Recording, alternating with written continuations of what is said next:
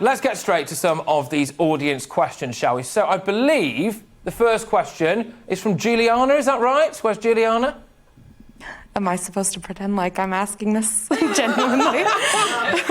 Okay, I'm not sure how relevant this is for an all-white panel, but would you be offended if someone pronounced your name wrong? Oh, would you be offended if someone pronounced your name wrong?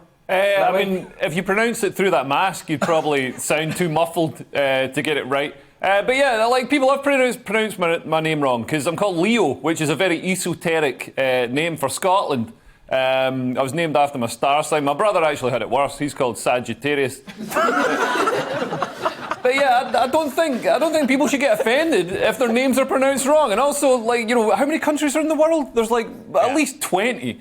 So, you know, there's lots of different dialects and languages and cultures. So we've all got different names. You know, if your name is made entirely of clicks and you expect somebody from Dumfries to pronounce it correctly, you can't get upset when they click wrong. No. That's not fair. So yeah, people need to relax a bit and not worry about name pronunciation and just correct the person when they say it wrong and when they say it wrong again. Yes, and keep doing that on repeat until eventually one day they might accidentally get it right. But yes, well, obviously that was a good question. I think you're referring now, if I'm right, to obviously the campaign now for Race Equality Matters Group, which is essentially encouraging firms to include phonetic spellings of their names on emails and things like that. They say pronouncing a name incorrectly can be considered a microaggression and might show that you are minimal, apparently. Well, there we go. Well, Dave, I'll throw over to you. Well, that's the thing. I've got the most standard name, surely. I mean, you can get Steve wrong if you've got a speech impediment. And in that case, if I'm upset about it, I'm the one in the wrong. Clearly, I need to be cancelled for being about that. And Alan as a surname, look at that. No messing. No. In fact, I think it's the reason why my wife married me, because she had a Polish surname.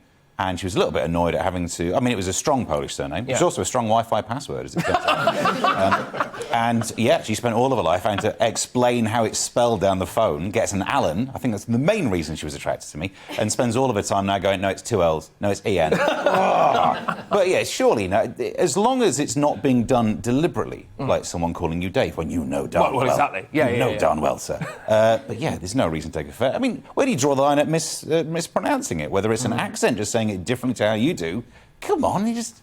Surely to goodness, we can't get upset about our names. However, the phonetic-y bit, I'll have a bit of that. I love the idea of not having to try and work out how people are spelling their name. Give me, you know, the name badges are going to have to be big for some of them, but I'll take a slice of that. No, absolutely. I mean, your surname is relatively unusual for me. What, Kears? Yeah. Yeah? Because I always pronounce it Kerr, so I actually mispronounced your name right at the start. Well, yeah, but there's some debate in my family about how it should be pronounced, so you fit in well at Christmas dinner. but yeah, if names are spelled phonetically, I'm going to be trying to filter that phonetic spelling through whatever I think the culture of the person is that's got that phonetic badge. So then I'm going to mispronounce the phonetic spelling wrongly. You're going to end up doing the accent, and that is offensive.